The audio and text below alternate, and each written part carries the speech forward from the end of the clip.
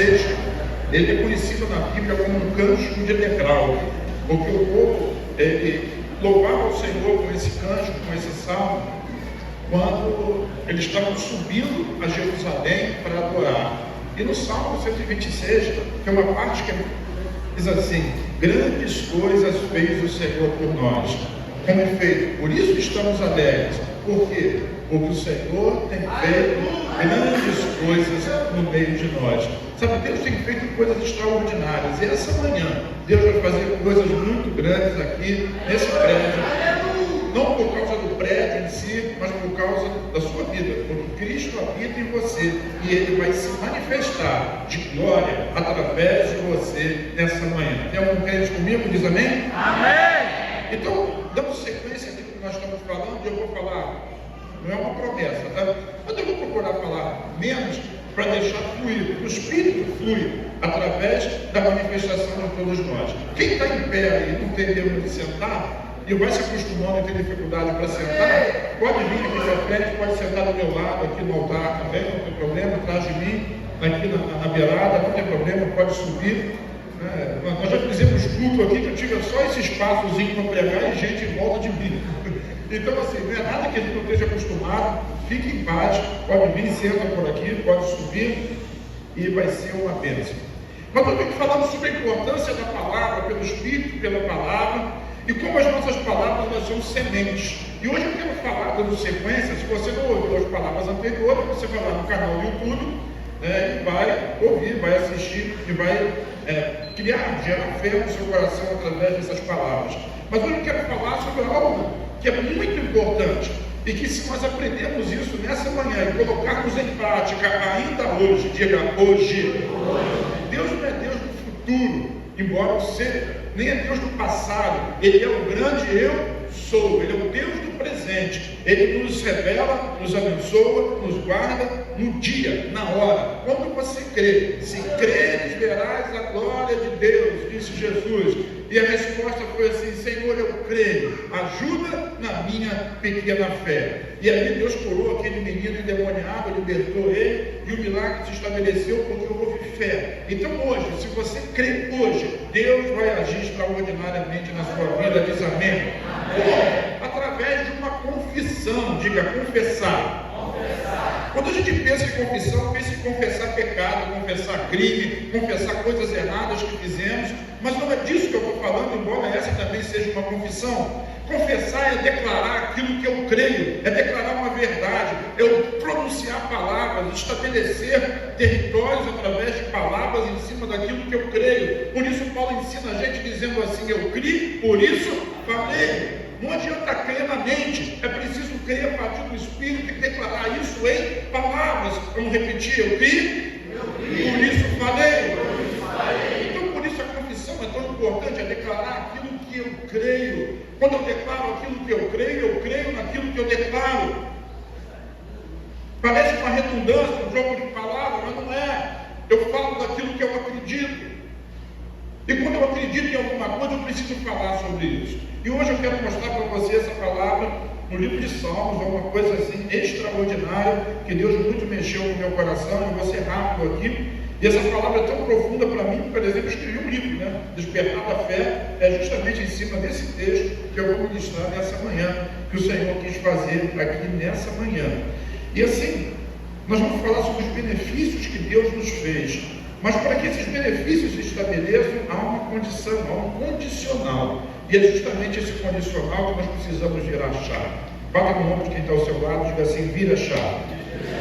Salmo 103, versículos de 1 a 5. Então, Salmo 103, versículos de 1 a 5 diz assim: bendiga minha alma o Senhor, e tudo o que há em mim bendiga o seu santo nome. Vamos juntos?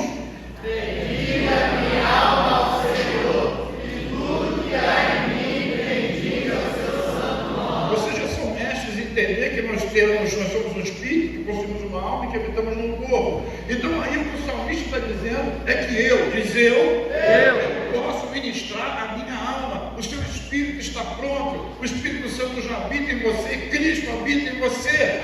Então o que acontece? Por que eu vacilo? Porque a sua mente, ela te trai, ela é muito fácil de ser manipulada.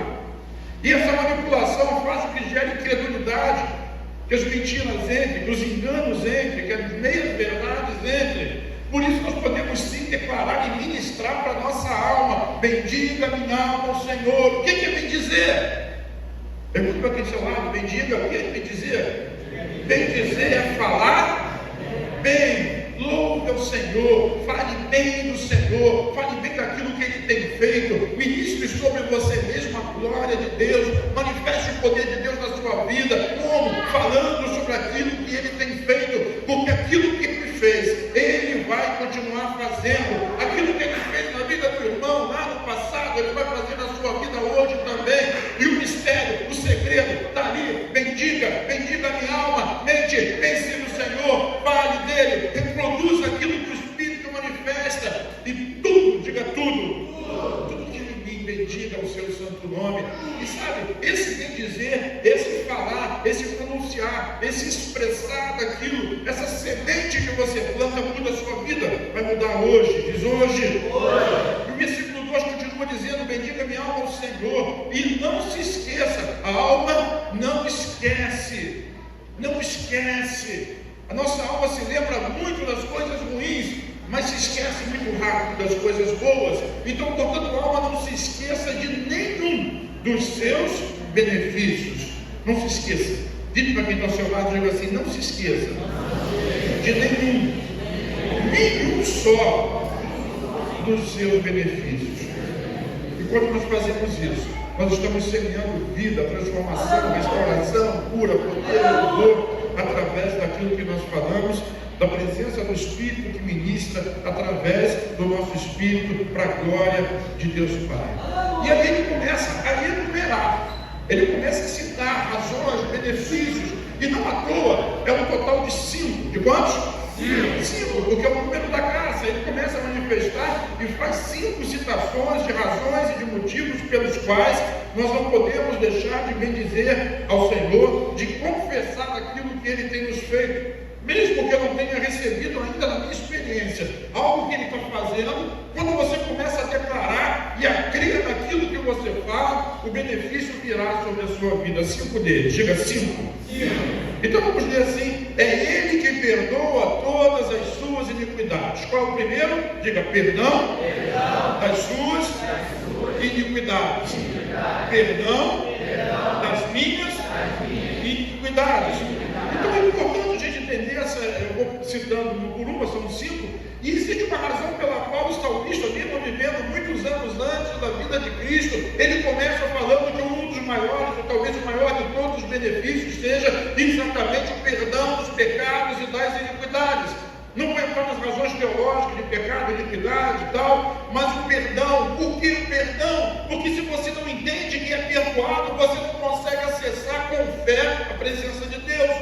Se nessa manhã você compreender que o perdão de Deus está sobre você, criatura, não mais criatura velha, mas nova criatura, filho de Deus, você vai ter coragem, vai ter ousadia, vai ter fé de pedir para o seu Pai aquilo que você deseja, aquilo que você quer.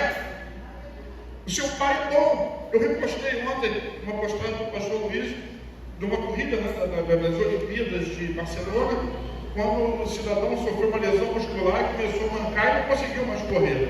E alguém da arquibancada pulou, é proibido, mas pulou, para poder ajudar ele. Colocou o braço para levar ele até a reta, a linha de chegada. Não ia valer nada. Mas a pessoa veio e abraçou e ajudou, e os outros tentando interromper, e aquilo continuou. Sabe quem foi que pulou para ajudar aquele filho? O pai dele. Pais fazem loucura para ajudar os filhos do seu pai. Eu não estou falando do seu pai, perdão, pai dos meus filhos, mas do seu pai celestial. Faz loucuras para o pessoal. Carregando no colo, o garoto, né, no colo, praticamente levou ele até a linha de chegada. Aí eu pergunto: quem ganhou aquela corrida?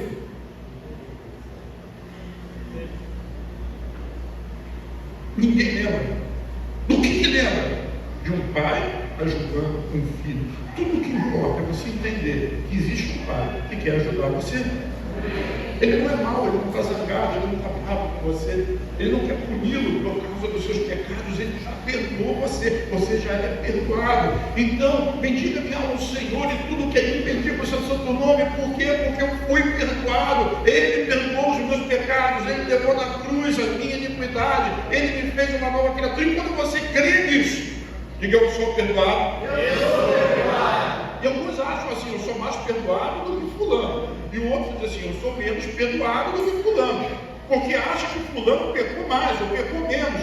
Não tem esse negócio de pecou mais ou pecou menos. Todos estão afastados da glória de Deus por causa do pecado. Por isso Jesus precisou vir para colocar fim a todo o poder do pecado, seja do pecadinho ou seja do pecadão. No pecado todos seriam condenados, todos seriam punidos. Mas na graça de Deus, todos os pecados são perdoados. Diga amém. Amém. Então por isso bendiga minha alma ao Senhor, porque os meus pecados foram perdoados. É Ele que perdoa todas as minhas iniquidades. Por isso lá no livro de Romanos 8, capítulo 1, diz: agora, pois, não existe nenhuma condenação para aqueles que estão em Cristo Jesus. Não há mais culpabilidade da parte de Deus. Eu não estou dizendo que a pessoa não erra, mas estou dizendo que Deus não atribui erro. Por quê? Porque Jesus pagou o preço pago. E por que é importante a gente entender isso? Olha para mim. Porque você só gera fé no coração quando você sabe que foi perdoado. Quando o filho apronta, ele fica rodeando o pai, às vezes escondendo de acordo com o temperamento, porque ele tem medo de ser descoberto. Não existe nada oculto entre o seu pai e você. Ele já perdoou você. Você pode correr para ele. Ele vai atender a sua necessidade. Mas os outros, não importa os outros. Mas eu sei o que eu fiz. Por isso você precisa ministrar na sua mente. Qual é a ministração de hoje? Bendiga a minha alma ao Senhor. Alma, bendiga o Senhor, não se esqueça. Em vez de lembrar da sua culpa, lembre-se da bondade dele. Em vez de lembrar do seu erro, lembre do favor dele. Ao invés de lembrar daquilo que você, lembre dele. Você, não, ele, olhe para ele, olhos nele. E quando nós fazemos isso, a glória se manifesta, não há condenação. Entenda: eu sou perdoado.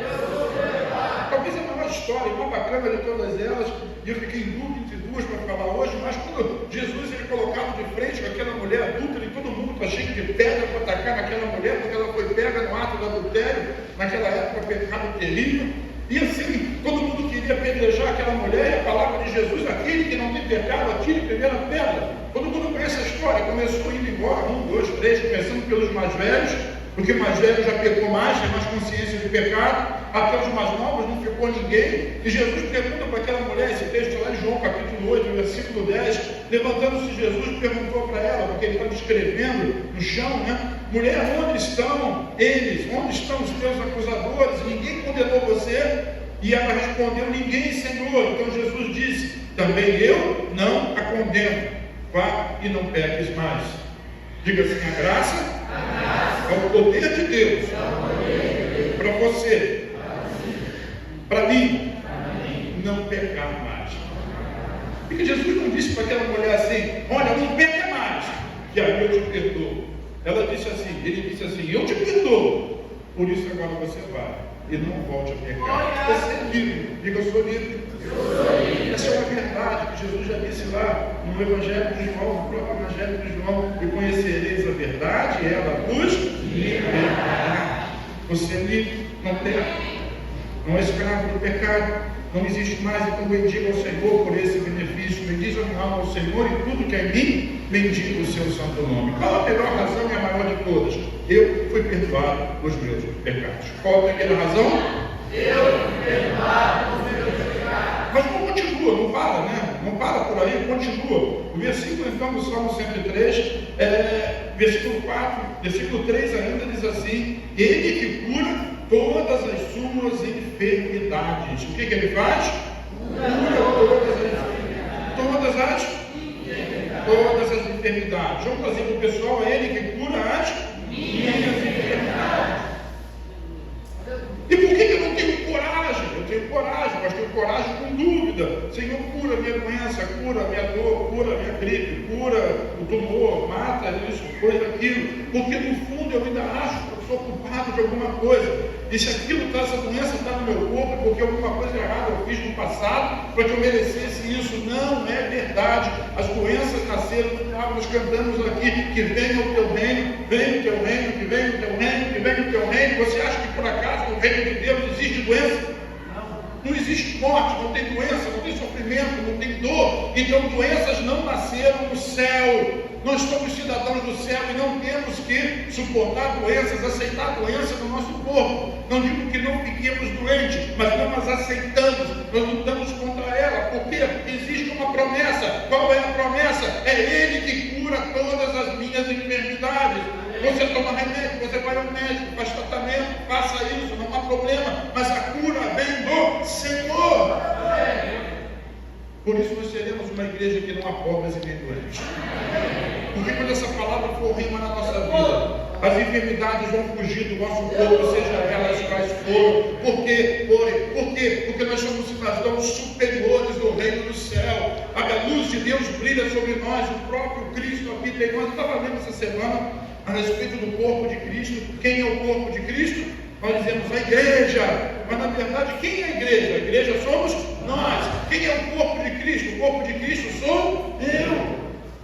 E você acha que o corpo de Cristo está doente? É o corpo dele.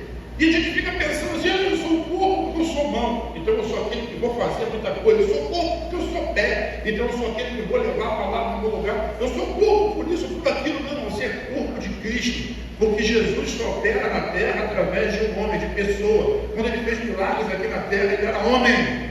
E hoje, para fazer qualquer coisa aqui na terra, ele depende do seu corpo. E um corpo doente? Não, um corpo saudável. É ele, portanto, que cura todas as tuas enfermidades. Tem gente doente aqui, um monte de gente entrando com o pé. Um monte não dois, né? É ele que cura as suas enfermidades. É ele que cura as suas enfermidades. É ele que cura a bucite da Daiane, que vai levantar os braços no final do culto para dizer assim, Pai, sem dor, sem medo. É ele que cura a sua enfermidade. Por isso eu faço o que eu bendigo ao Senhor. Eu louvo ao Senhor. Não morrerei. A doença não vai me matar. Por quê? Porque é Jesus que cura todas as minhas enfermidades. A única coisa que pode impedir você de receber isso aqui é a humildade do coração. É não acreditar que de fato ele pode. Mas ele pode, sim, eu sei que ele pode. Eu acredito que ele pode. O que eu não acredito é que eu mereça.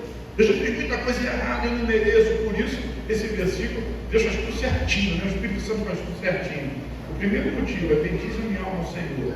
Por quê? Porque as minhas iniquidades e os meus pecados foram perdoados. Se foram perdoados, não existe culpa sobre o seu nome. Mas eu pequei muito, não importa se você pecou muito. O meu Salvador é maior do que o seu pecado.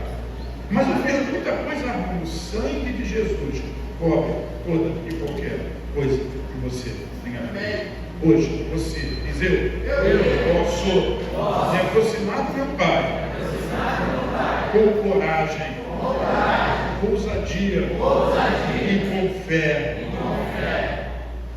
Mateus capítulo 6, 8, versículo 16. Mateus 8, para falar de cura, é o meu capítulo preferido da Bíblia. Ele parafraseia Isaías 53, mas diz assim, eu quero ler aqui só esses 2 versículos, que eu acho que é o suficiente. Mateus 8, 16 e 17, diz assim, ao cair da tarde, trouxeram a Jesus muitos.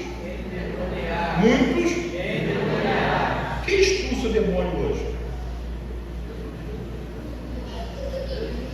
Jesus? O nome de Jesus? Quem expulsa o demônio hoje? Você. Por quê? Porque você é o corpo de Cristo. Quem habita em você? Cristo. Não é Cristo pessoalmente. Como é que Cristo está pessoalmente na forma de um endemoniado, na presença do endemoniado? O seu corpo. Ele habita em você. Então, você é o braço de Cristo, você é o pé de Cristo, você é o coração de Cristo.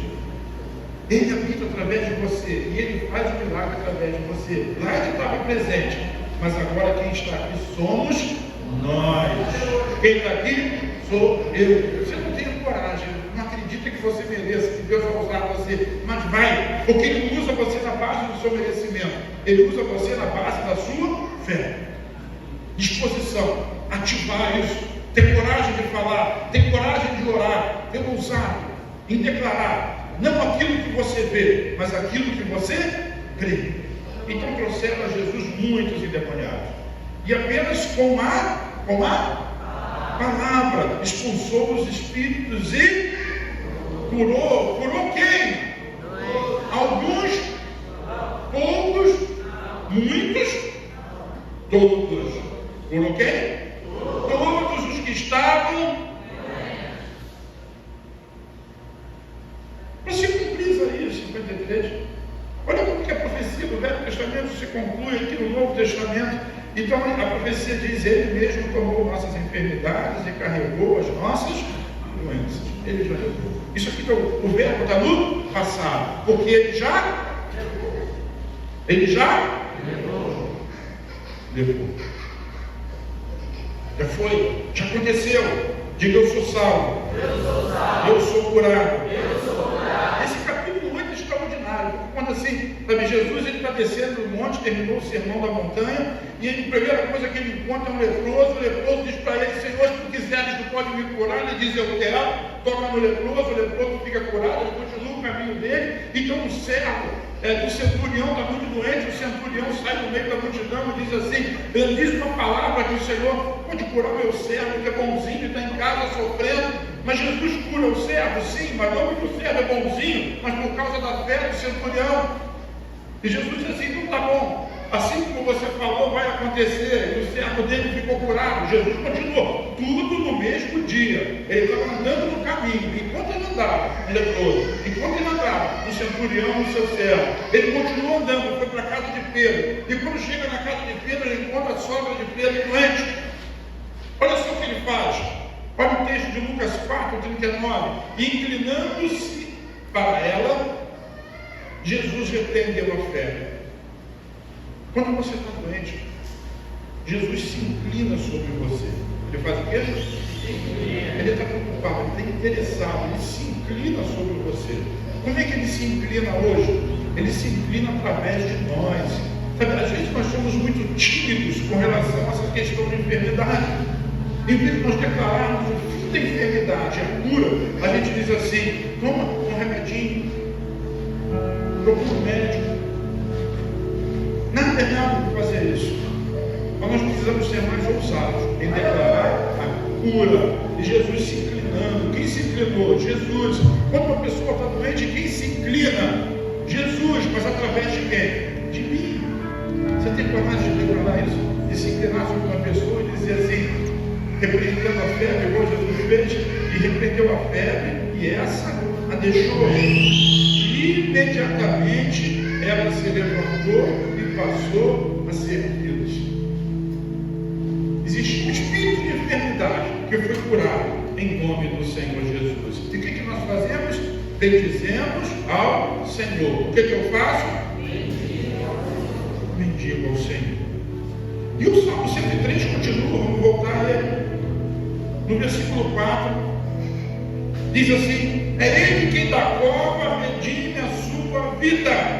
É Ele que a cova redime a sua vida. É Ele que da cova redime a sua vida e coroa você de graça e de misericórdia. Você não vai morrer. Para quem está ao seu lado, diga assim: você não vai morrer. A não ser que você queira, que você aceite isso. É Ele que redime a sua vida da cova. É Ele que te dá vida nova. É Ele que te cobre com graça. É Ele que te dá misericórdia. No livro de Gálatas, Paulo fala assim no capítulo 3, versículos 12 e 14, 12a a 14. Ora, a lei não procede da fé, mas aquele que observar os seus preceitos, por ele viverá. Diga: eu não estou mais debaixo da lei. A lei dizia assim: a alma que pecar, essa morrerá. Mas eu não estou mais debaixo da lei. O que a graça diz agora é que não há mais condenação para aqueles que estão em Cristo Jesus. Então o versículo 13 continua: resgatou, diga resgatou, da maldição da lei, fazendo-se Ele próprio maldição em nosso lugar. Quem é o amaldiçoado? Jesus. Por que Ele é amaldiçoado? Por quê? Porque Ele queria nos abençoar. Está escrito, diz assim: maldito todo aquele que for pendurado em madeiro, para que a bênção de Abraão, diga a bênção, chegasse aos gentios, chegasse a nós através de Cristo Jesus, a fim de que recebêssemos, diga, pela fé, o Espírito prometido. Então a fé move, a bênção vem, ela flui através de nós somos abençoados, nós somos muito abençoados. Bendito nosso Deus e Pai do Senhor Jesus Cristo, Eterno, que nos abençoou com todas, algumas não todas as bênçãos espirituais em Cristo Jesus. Nós somos abençoados porque o Senhor se fez maldição. Então Ele tira a maldição, Ele tira a punição da morte, Ele tira a maldição da morte, Ele tira o aguilhão da morte e nos dá um legado de vida, de paz, de alegria. Significa que nós vamos morrer? Não. Significa que um dia, se Ele não voltar, nós vamos para o céu. Mas Deus não precisa de doença para matar os seus. Ele chama. E quando Ele te chamar, você vai querer ir. Salmo 90 fala sobre isso. Com vida longa te abençoarei, longevidade te darei, e você vai conhecer a minha salvação, Yeshua. Sabe, Jesus, Ele veio para que nós pudéssemos desfrutar dessa vida, dessa graça, dessa glória e desse poder. E não para aí, diz assim: é Ele que enche de bens a minha vida, prosperidade, olha, perdão dos pecados, cura das enfermidades, longevidade, graça e misericórdia. E agora Ele está falando de prosperidade. O que é prosperar? Prosperidade é uma das coisas que as pessoas mais buscam: saúde, prosperidade, e elas são dádivas de Deus, porque Cristo pagou um preço por cada uma delas. Ele enche a tua vida de bens. Está lá no Salmo 103. Então, 2 Coríntios 8:9, Paulo fala sobre isso, diz assim: quando vocês conhecem a graça do nosso Senhor Jesus Cristo, que sendo rico, Ele se fez pobre por amor de vocês, para que por meio da pobreza dele, vocês se tornassem ricos. Ele se fez pobre para que eu pudesse ser rico. Ele empobreceu para que eu pudesse enriquecer. Por quê? Porque a pobreza é uma maldição. Pobreza é a maldição da lei. Prosperidade é a bênção de Deus. Deus quer que você prospere. Deus não vai punir você. Ele quer, a vontade dele é que você viva bem e prospere na sua vida, na sua família, nos seus negócios, em tudo aquilo que diga respeito a você. Por isso, lá em 3 João, no versículo 2, é o capítulo, a oração de João, que é a oração do Espírito Santo. Ele dizia: eu oro para que você seja bem sucedido em tudo que você fizer e tenha saúde, assim como é próspera a sua alma. Então a sua prosperidade depende de Deus, mas Ele já disse que quer que você prospere. O que Ele tem pedido? Assim como é próspera a sua alma. Por isso o Salmo 103 ele diz: bendiga a minha ao Senhor, e não te esqueças de nenhum dos seus benefícios. É Ele que prospera a minha vida, é Ele que me abençoa, é Ele que me faz crescer, é Ele que me faz romper com tudo aquilo que eu estou fazendo. Agora existe um princípio: Deus abençoa o trabalho das suas mãos. Olhe para as suas mãos e diga assim: Deus abençoa o trabalho das minhas mãos. Salmo 128 diz isso, né? Feliz serás. Feliz serás, e comerás o fruto da sua própria mão. Então, assim, por isso nós nos preocupamos com trabalhar, com executar, estudamos, nos apropriamos, nos aperfeiçoamos, porque Deus vai abençoar o trabalho da minha mão. Agora, se a minha mão não sabe fazer nada, mas a gente conversa com outro dia, né? Deus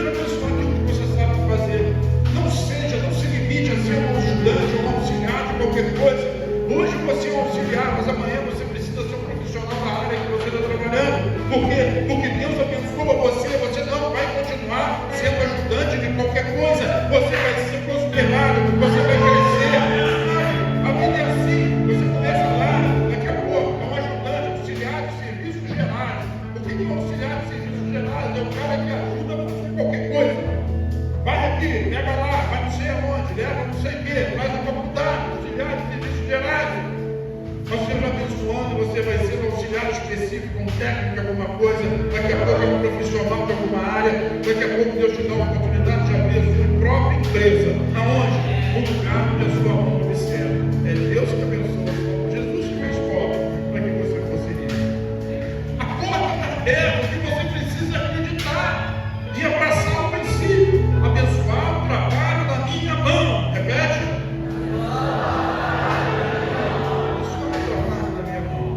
E por último, o quinto motivo, sim, é Ele que renova a minha juventude como a águia.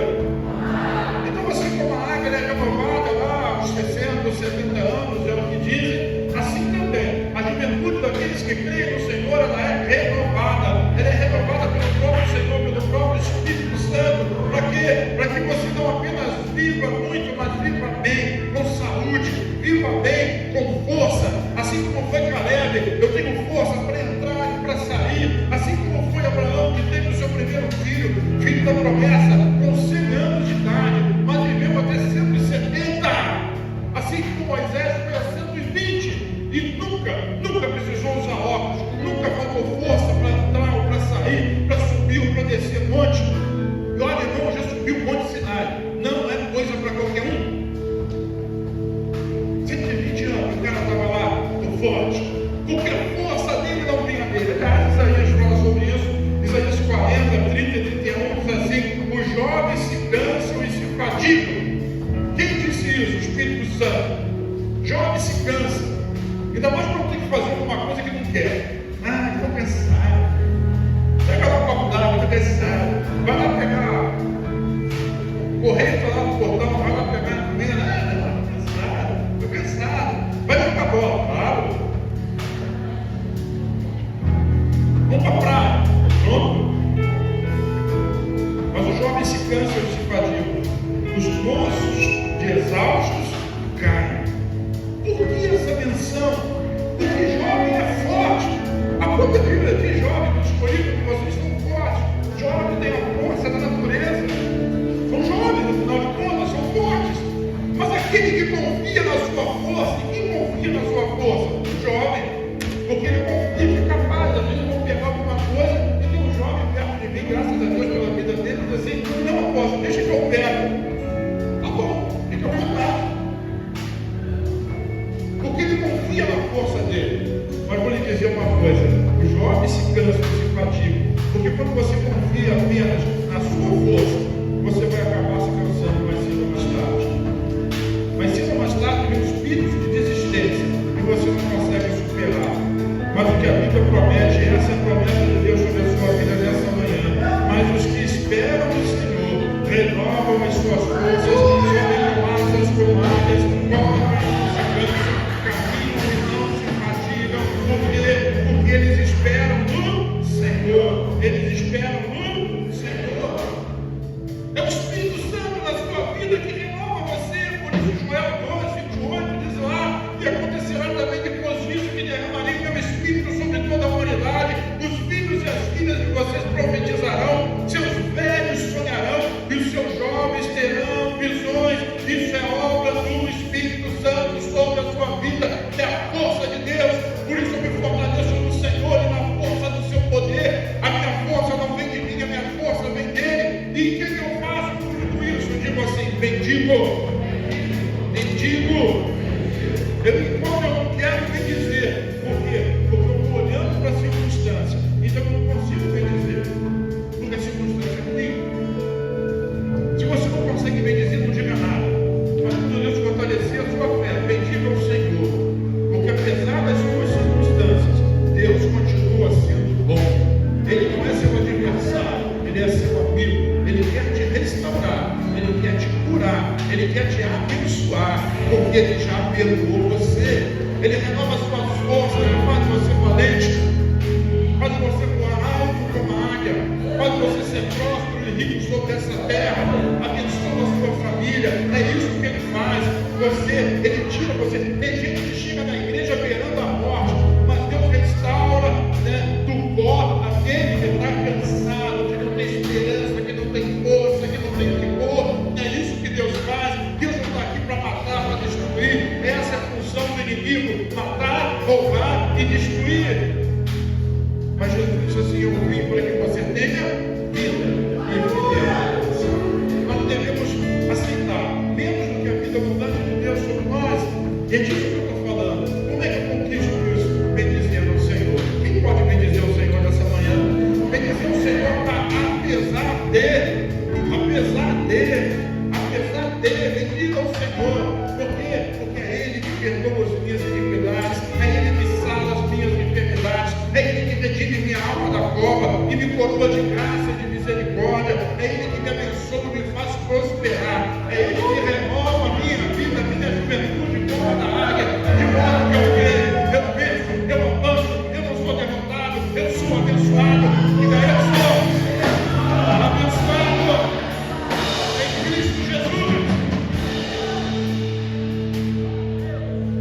Efésios 1:3, já citei para terminar, então vamos declarar juntos: bendito seja Deus e Pai, nosso Senhor Jesus Cristo, que nos abençoou com todas, diga todas, as bênçãos espirituais nas regiões celestiais em Cristo. Pastor, eu estava tão animado, mas as bênçãos são espirituais, elas estão lá na região celestial. Como é que eu vou pegar? Pela fé. Pela fé você pega, ela está lá, ela é sua. Como é que eu faço isso? Uma das formas é bendizendo o Senhor. Bendizendo o Senhor, bendigo a minha alma no Senhor. A sua alma vive reclamando, a sua alma é murmuradora. Por que isso aconteceu comigo? Por que eu estou passando por isso? Por que eu estou assim? Por quê? E nós questionamos e questionamos. Mas o Espírito recriado, cheio da palavra de Deus, ele não questiona, ele abençoa, ele bendiz a Deus, até que a sua situação seja mudada, seja renovada e seja restaurada. Diga: eu creio. Então todas as bênçãos celestiais são nossas em Cristo Jesus. Eu pego, eu recebo, porque eu creio, eu confesso, eu declaro, e o fruto da declaração do meu lábio é a manifestação da minha fé. Por isso eu creio, eu criei, por isso falei. Por isso nós temos o mesmo espírito de fé. Nós cremos e por isso nós falamos. É a forma de Jesus agir. E Jesus se inclinou sobre aquela senhora, repreendeu a fé e ela deixou o corpo daquela mulher. Era só por Pedro falando. O centurião chega para Jesus e diz assim: Senhor, meu servo está muito doente. E Jesus diz assim: eu vou curá-lo. E o centurião diz assim: não. Eu não sou digno de receber o Senhor na minha casa. Olha, o centurião diz assim: diz apenas uma palavra de Jesus muda a sua vida. Diz uma palavra, que o meu servo vai ser curado. Jesus olhou para ele e disse: uau, ainda dá para isso. Nem crente é judeu, é romano, é mal.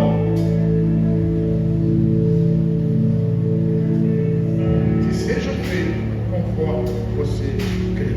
E naquela hora, o servo da longe foi completamente curado. Uma palavra de Jesus. Uma palavra de Jesus. Sabe onde estão as palavras de Jesus hoje? A Bíblia. Também. Mas sabe aonde mais estão as palavras de Jesus? Diga: na minha boca e no meu coração. Por isso a sua alma não pode impedir o seu espírito de falar, e de falar bem, e de falar da bondade de Deus, de falar da bênção de Deus, de falar da glória de Deus, porque eu falo daquilo que eu creio, e eu creio naquilo que eu falo daquilo que eu creio, e eu creio naquilo que eu falo. Vamos juntos? Eu falo daquilo que eu creio naquilo que eu falo, eu falo. E a promessa de Jesus é no seu interior fluirão rios de águas vivas que vão sair da sua boca e vão jorrar para a eternidade. Quantos fazem parte desse povo abençoado? Então bendiga a minha alma, Senhor.